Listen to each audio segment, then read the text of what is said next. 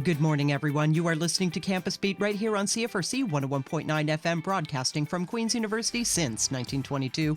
I'm Dinah Jansen, and with me is Abyaz Karim, a master's student in international business who has recently joined our news team as the campus news reporter, alongside our dedicated AMS student volunteer Jaya Kumar, and Jesse Bell, CFRC's local journalism initiative producer and program coordinator. Coming up now and throughout the afternoon, we're pleased to present our special coverage of AMS and SGPS elections and referenda, where we chat with or read statements from about 50 AMS and SGPS executive candidates and all clubs and groups seeking to establish, increase, or continue mandatory and optional fees at referenda.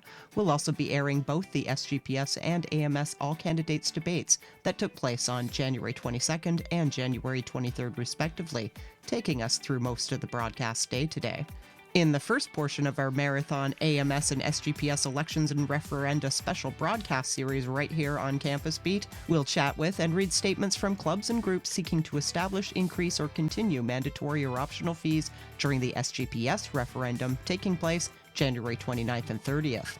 All students are reminded that voting occurs online via Simply Voting, and the AMS and SGPS send ballots out at 12:01 in the morning on January 29th. You can learn more about elections processes for both our student governments by visiting sgps.ca and myams.org.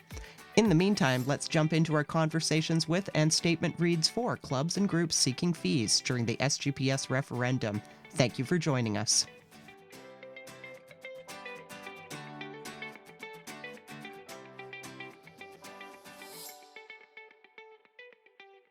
Coming up in this segment, we have a statement from the AMS Food Bank in the running for the SGPS referendum campaign. This statement has been provided by the Society of Graduate and Professional Students. In the question of why the group is seeking a renewal of their fee, the AMS Food Bank is seeking a renewal of its fee to continue addressing the critical and growing issue of food insecurity among Queen's University students. As an essential service on campus, the food bank provides confidential, non-judgmental support to students experiencing financial hardship, ensuring they have access to nutritious food and the resources necessary to thrive academically and personally. The renewal of this fee is vital to sustaining and expanding this service to meet rising demand and new challenges. Food insecurity has become an increasingly pressing issue in recent years due to skyrocketing grocery prices and the rising cost of living. Students are disproportionately affected as many balance limited income from part-time jobs or student loans with the financial demands of tuition, rent, and other necessities. This economic pressure has led to a significant increase in the number of students relying on the AMS Food Bank. Currently, the food bank serves approximately 100 patrons per week, a sharp rise compared to previous years. The continued growth in demand underscores the importance of renewing the fee to ensure the food bank can keep pace with the needs of the Queen's community. The fee renewal is critical for maintaining the food bank's ability to provide a consistent and diverse selection of food items, especially as grocery prices continue to rise. The cost of essential items such as fresh produce, protein, and culturally inclusive foods has increased substantially, stretching the food bank's budget thin.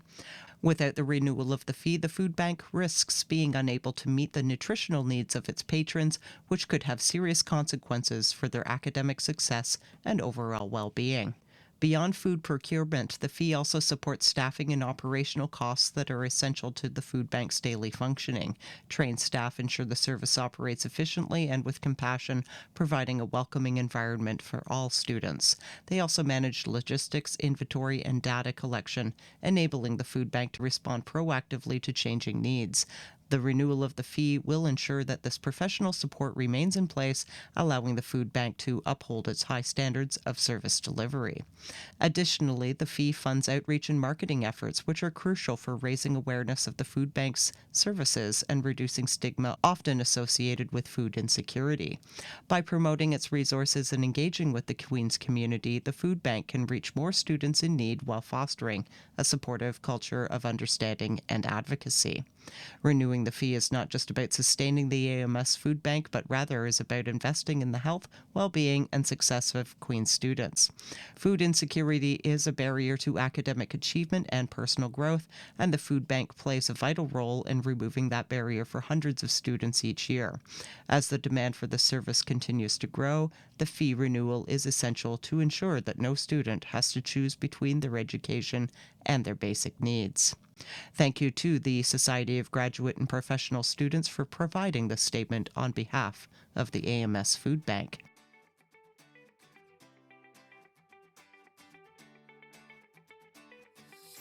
And now we'll turn it over to CFRC's own Jesse Bell, speaking with Athletics and Recreation about their fee campaign.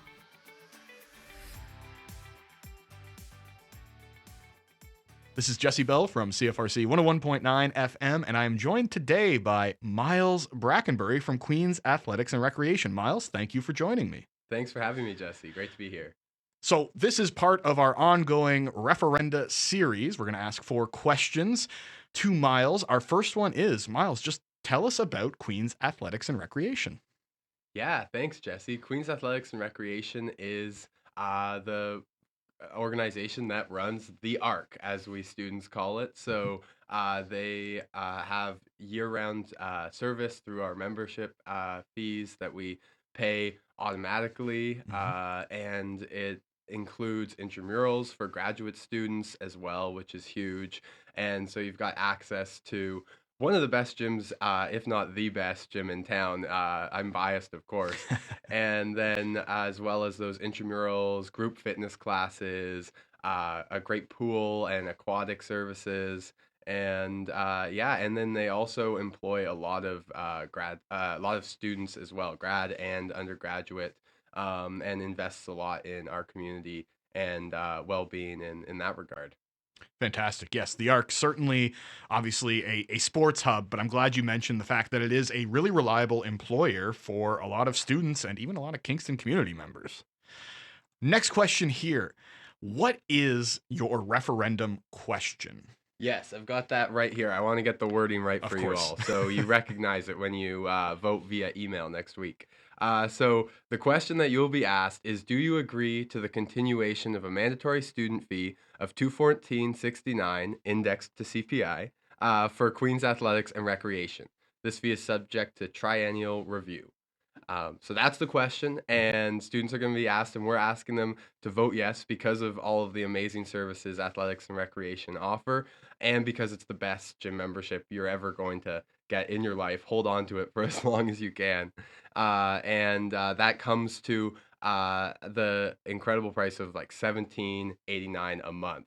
And so you really can't beat that with any other gym. And when you factor in all of the intramurals and fitness classes that you get on top of that, grad students with families also have access to like aquatic swimming lessons and whatnot.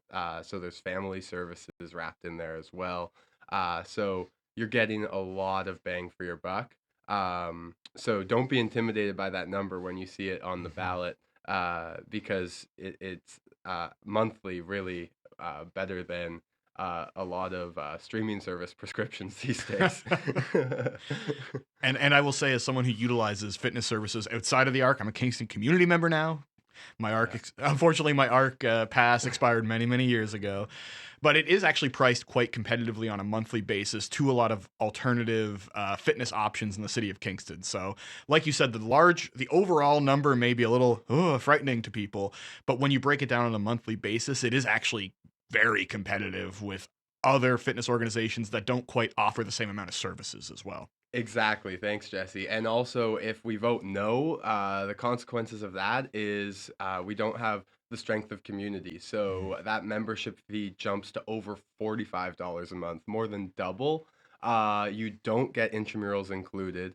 And really, we're not investing in our health and well-being and in our community. So it's very worthwhile to and that's why we're really trying to push the message so people know what's on the ballot and they know what services they're losing and the price that they'll pay if they vote no. Because ultimately, We won't save money as SGPS members.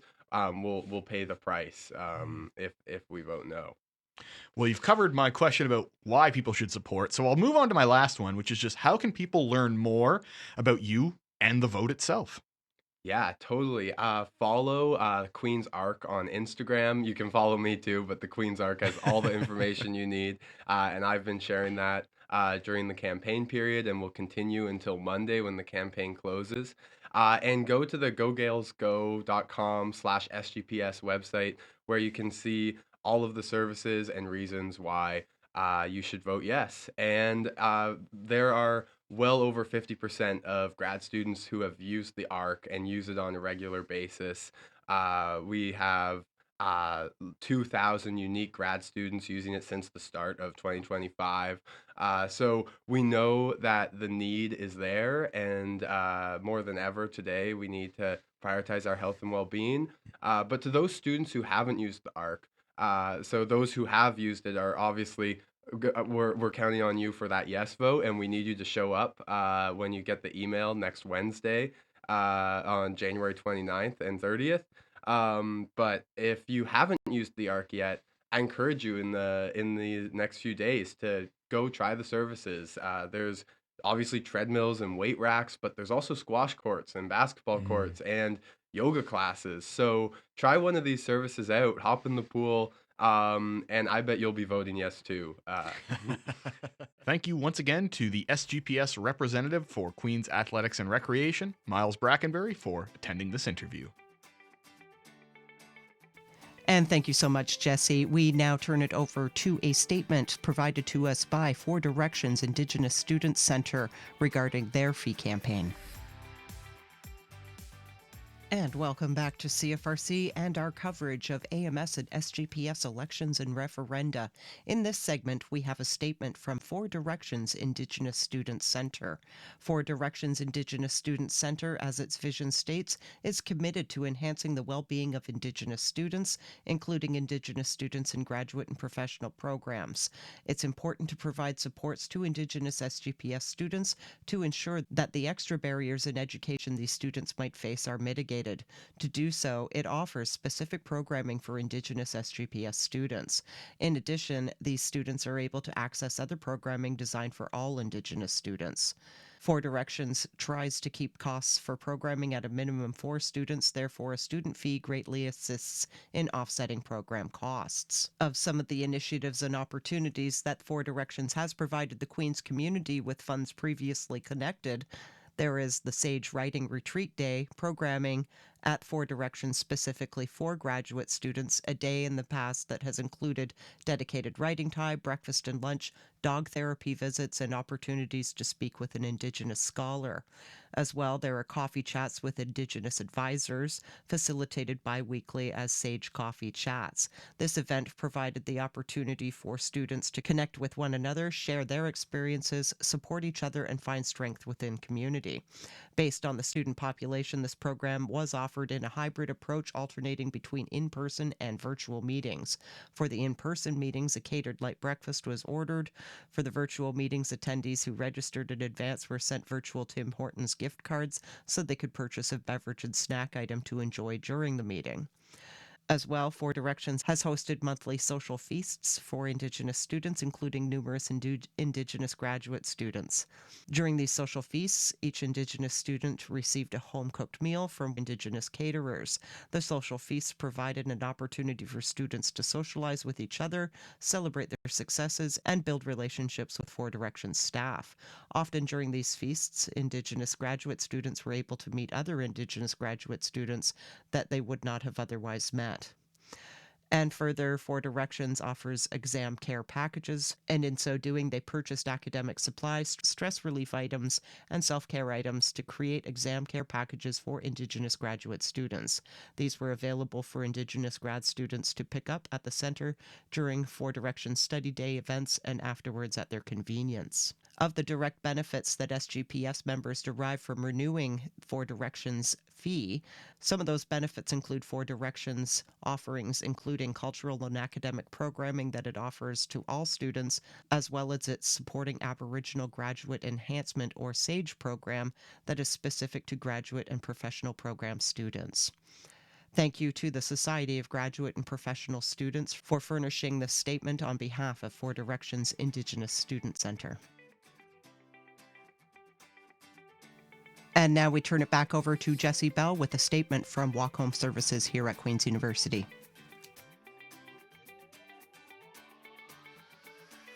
This is Jesse Bell from CFRC 101.9 FM, and in this segment we have a statement from Walk Home provided by the SGPS. First established in 1988, Walk Home is a nighttime safe walk service offered for Queen's University students, faculty, and staff members, as well as members of the broader Kingston community. Walk Home provides an accessible, sustainable, and confidential means of travel at night. A team of 2 students can pick up or drop off patrons anywhere within the 2.1 kilometer radius boundary, whether it be from their home, a campus building, or a local restaurant. The fee revenue will ensure that Walk Home can continue operating 7 nights a week by subsidizing a substantial proportion of their expenses. This includes staff and manager wages, GPS and communication systems, and the website and live chat functions. The Walk Home fee is a mandatory one, and the fee ask is $14.11. Walk Home is seeking a renewal of its mandatory fee from the SGPS student activity fee because they rely on this stream of revenue to continue operating at current capacity. The SGPS SAF represents approximately 15% of annual revenue. There are 3 categories of expenses that Walk Home budgets for: personnel, operations, and administration.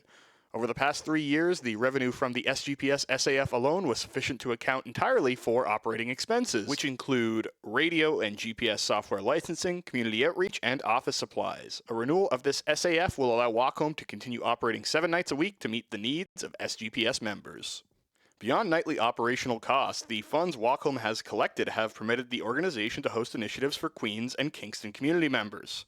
Walk Home has previously offered satellite booths, in which they send a group of staff to off-campus events, such that students are able to request a walk immediately after leaving the event. For the past 2 years, Walk Home has hosted Take Back the Night on campus, which is a nighttime vigil and rally intended to amplify the voices of survivors of violence. Last year, Walk Home hosted its Walkathon event, which raised donations for the AMS food bank during a period of resource scarcity. Through its services, Walk Home champions SGPS's values of advocacy, equity, safety, and sustainability. With the support of the SAF, Walk Home will be able to continue advancing their mission over the next 3 years. And thank you so much, Jesse, for reading that statement. We now move over to Jaya Kumar, who is chatting with folks from the World University Services Canada Student Refugee Program, also campaigning for a fee with the SGPS on January 29th and 30th.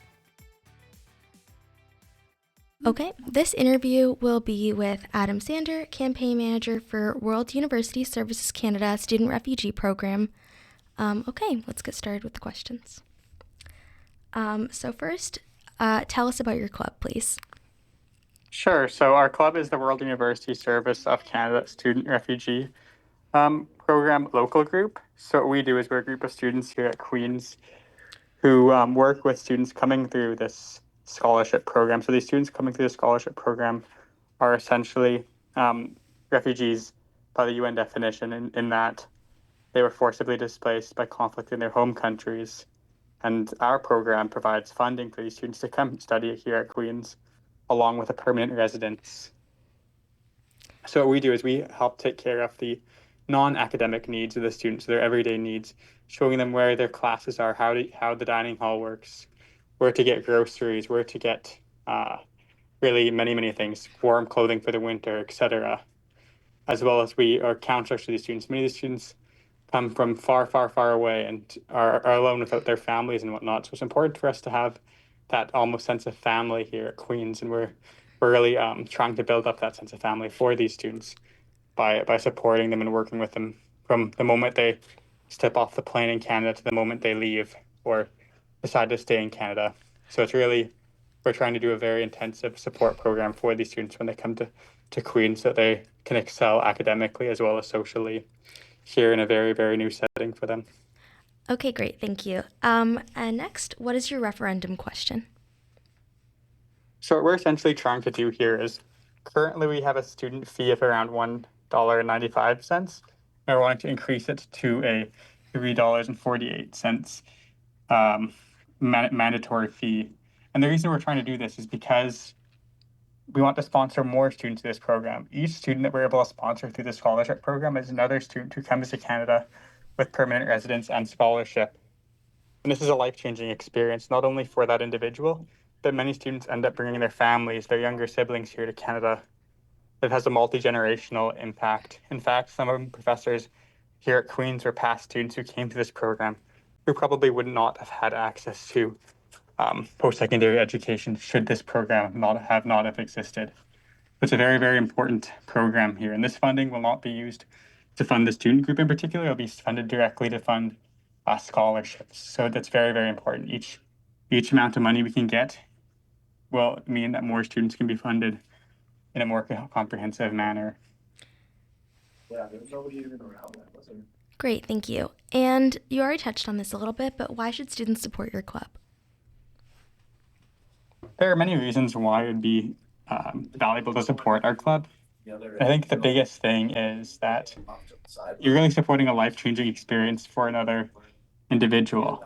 And it's not important to sponsor these students to come to Canada because it's the right thing to do, although it is, because it's the economically advantageous thing for the Canadian economy, although it is. Many of these students are highly, highly gifted and do pursue very significant and important jobs in society, whether that be engineers, whether that be politicians, whether that be doctors, lawyers, or any type of position. Many of these students come here and give back to the Canadian economy and give back to the Canadian society in ways that are very, very tangible. So that's another important thing. I think first and foremost, I think it's important to set a precedence as a university that we are aware of inequalities in education and that we're actively taking our role to combat these inequalities and to build pathways for students and marginalized populations who may not typically have access to education to take it upon themselves to pursue a path in education that will allow them to, as well as their families, to succeed in life. And I think this program is really all about merit. At the end of the day, it's about providing deserving students opportunities that they deserve, that they would not otherwise have the opportunity to pursue. Okay, great. Thank you. And finally, how can people learn more about you and vote for this, for your club? Sure. So there's a few ways you could learn.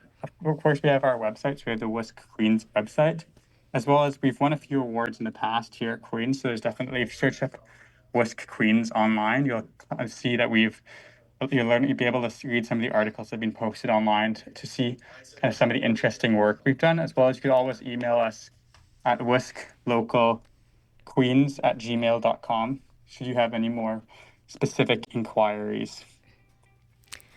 Okay, great. Thank you. And thank you, Jaya Kumar, for that segment. We now turn it back over to Jessie Bell chatting with CFRC's own Mahfooj Kadir about the CFRC SGPS campaign for continuance of its optional fee. This is Jessie Bell from CFRC 101.9 FM, and this is part of our ongoing Referenda interview series. I am joined today by CFRC's representative to the SGPS, Mahfooj Kadir. Hi, dear listeners. I'm Mahfooj. Mahfooj, thank you for joining me. Tell us about your group. Tell us about CFRC. So, CFRC is a unique and historic part of our Canadian broadcasting, and it's actually the second oldest radio station in Canada and the longest running campus radio station in the world. And it's founded in 1922 by students and professors from Electrical Engineering Department, and our mission is to deliver innovative alternative programming that enhances the academic and cultural life of Queen's University and Kingston community. We also focus on providing opportunities for our members to develop practical skills in community-oriented, non-commercial radio broadcasting. And CFRC operates 24/7, offering a diverse range of music, news, sports, and creative arts programming. Fantastic. Mafuj, it sounds like CFRC has made a lasting impression on you. So, can you inform our listeners what is the referendum question for the SGPS related to CFRC? So our referendum question is: do you agree to renewal of an optional student fee of $7.5 for CFRC 101.9 FM radio, Queen's University, and this fee is subject to review, and direct benefits to that SGPS member include the access to training and technical assistant in the development, production, and developments, podcast and broadcasting radio shows, and that are this knowledge can be transferred to the academic and professional career pathways. Right. Thank you, Mafuj. Why should students support your group? Well, that's a very good question. So students should support CFRC because we are a platform for creativity, skill building, and community connection.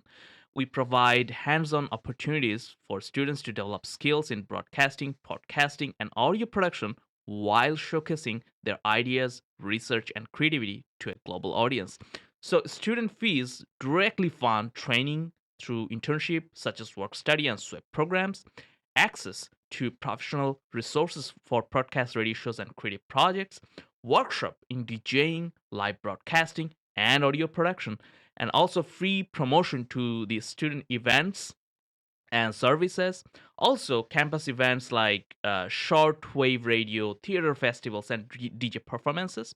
So, actually, supporting CFRC means investing in a space where students can gain valuable career skills, build connection, and make an impact on campus and beyond. It sounds like you are very passionate about CFRC, Mafuj. It's great to hear. My final question for you: how can people learn more about you and the vote? So the referendum will take place online via simply voting. Eligible students will receive an email from the SGPS at 12:01 a.m. on January 29th with instructions and links to vote. And if you want to learn more about us, learn more about CFRC by visiting our website at cfrc.ca, following us on Instagram at CFRC Music, and tuning in anytime to enjoy our live programming. Thank you again to Mafuj Kadir from CFRC 101.9 FM for taking the time to discuss CFRC and how it relates to the SGPS referenda. And thank you, Jesse, for that segment. We now turn it over to Abyaz Karim, who will be chatting with Kingston Youth Shelter, also seeking renewal of its optional fee at the SGPS referendum. Hello, folks. We have Sebastian Remu with us in our studio. He is from Kingston Youth Shelter. They're asking for a referendum fee for their shelter, and we will be conversing with him about that. Hello, Mr. Remu. How are you doing today? I'm doing pretty well, actually. Thank you. Tell us a bit more about your shelter. So the Kingston Youth Shelter is the only shelter in Kingston exclusively devoted to youth, 16 to 24 years of age. Young people finding their way through our doors face homelessness, unemployment, family conflict, abuse, mental health issues, and the need for services provided by the Kingston Youth Shelter has continued throughout the pandemic and beyond. We provide emergency shelter. We have 21 beds in our main shelter building. We also have a pair of transitional houses offering supportive housing for youth as they gain the skills to live independently. And we provide a family mediation service to try and reconnect youth with family if that's an option to avoid homelessness, and a housing support worker to help youth with accessing permanent housing, which, given the rental situation in Kingston, is not an easy task. All our services provide a safe environment with in-house counseling services appropriate to reintegrating youth with employment in the social contexts. And any funds we receive are all from charitable sources. We're not for profit. And it just basically runs the cost of running the shelter, providing meals and counseling for the youth. Sounds amazing. Yeah, So what is your referendum question? So the referendum question would be for a $1 fee per member of the society to go towards our operational costs and shelter expenses. Right. So, if you could summarize in a way, why should people support your shelter? So direct benefit would be we have actually provided services to Queen's students as well as other post-secondary students. The youth seeking our services are in the age range of most university college students, and at least the younger end. And we also provide opportunities for experiential learning for Queen's students and graduates as well, working in the shelter as a placement opportunities. Lovely. So, how can people learn more about your shelter and pay the referendum fee? So, uh, learning more about the shelter, we have a website, kingstonyouthshelter.com. We have an email address, kys@kingstonyouthshelter.com. If you have any more questions other than what's available on our website for more inquiries, how how a person might further donate or contribute to our cause, we can field those questions as they come in, kind of thing. Lovely. Thank you, Mr. Romo, for joining us in studio today. Best of luck with your referendum. Thank you, and I hope you have a good weekend. Thank you.